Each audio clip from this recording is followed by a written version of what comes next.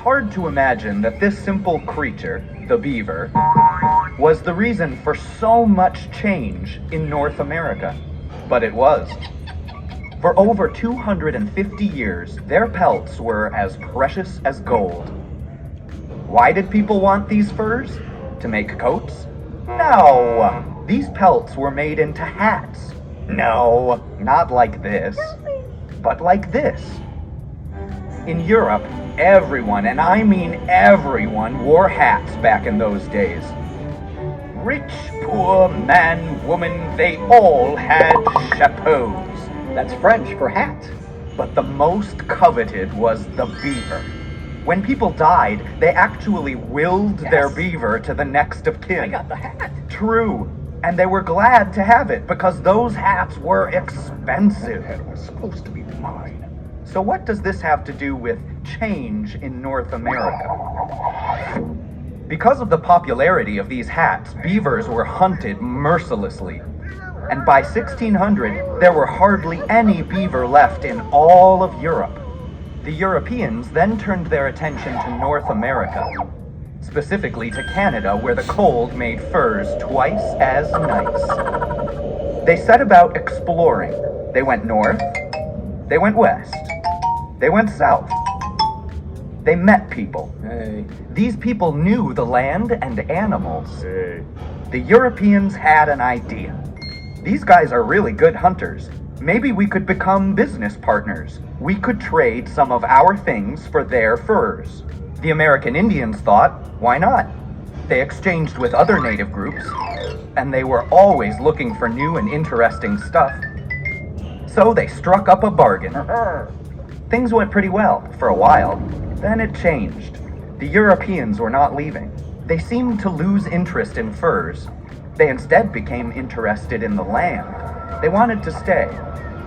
And fashion changed too. Beaver hats went out of style. Now everyone had to have hats made of silk.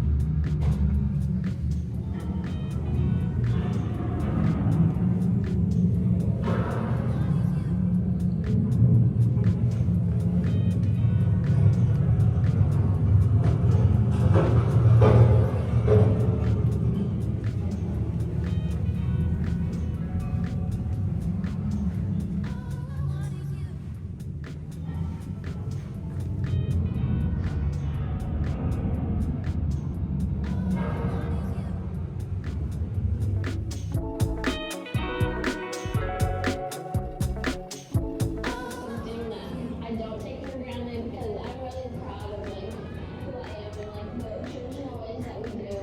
And when we look at like What do you think is special in our daily language and culture? We got our own flags and I like that because it shows how different we are. We're one of the most populated American species in South America.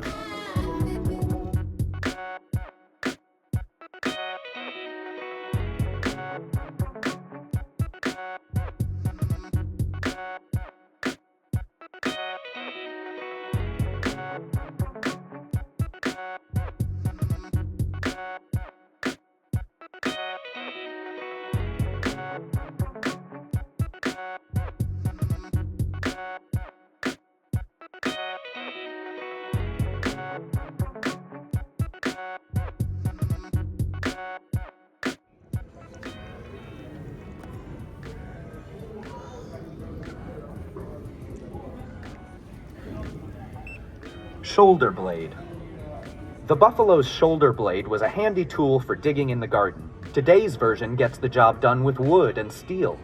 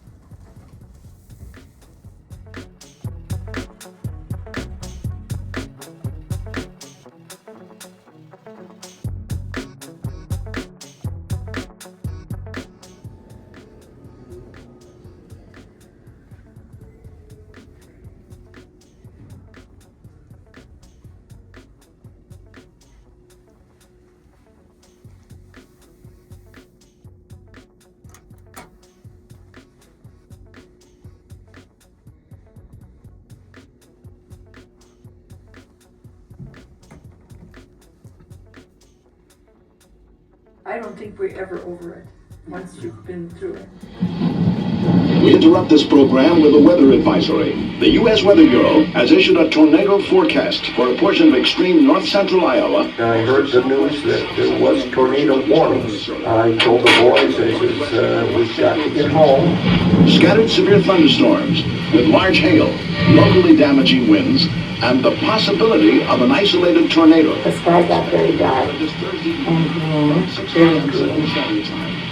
It was green, but just before it came, the sky turned orange, and that's when the hail came. This is a dangerous storm with large hail. Stay indoors, away from windows. My mother had just gotten done washing the windows.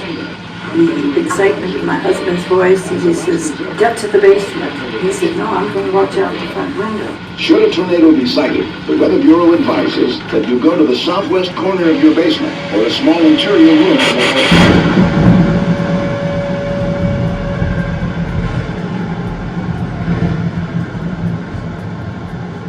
Before I even saw it, I smelt it. There was this sulfuric odor. It was just deafening. And then all of a sudden I could feel the suction of this thing. I could feel us being picked up, actually coming off the basement floor. And when I looked up, it was a perfect funnel. It was just beautiful in the sky. My husband came running down just before that hit, And he said, I think our car is in the front room. And then a great big plank came in our basement window.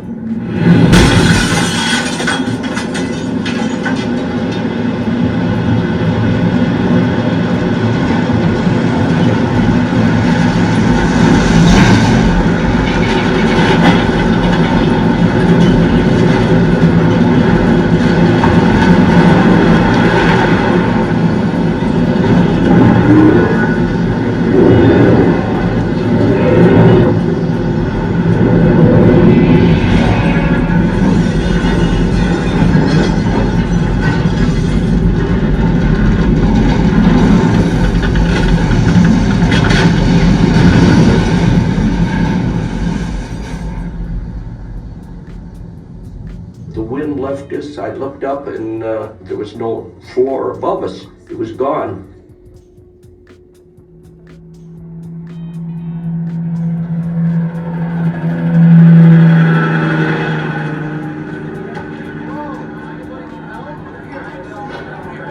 I remember not coming up from the basement until we heard voices calling outside. The stairway was just pulled right out of the house. There was no way to get up, and so we had to wait for neighbors to come over and pull us out of the house. When I ended up doing traffic control at that intersection, these people started coming down the street, and I saw the devastation on their faces. And one father was carrying his son, and the son's arm was almost severed at the shoulder, and he was trying to keep it from bleeding and find help. 290 people went to the hospital that night. I was in a trailer in Fridley Terrace, and I grabbed my two little girls and tried to stay on the floor. And then the refrigerator came over on top of us. They said another one was touching down. Somebody took my other little girl, and then my baby and I ran to a house, and we were there until we came here. I didn't think it was near as bad as what it was until it was over, and I looked outside and saw trailers next to me, over on top of the trailers next to them. I'm from the West, you see, and I don't know much about these things, and so then I put the car in. I don't know why, because the garage fell in on it, but then I went down the basement, and I don't know how to describe it. I guess you could say confusion. I don't think anyone knew the extent of it until it was until afterwards.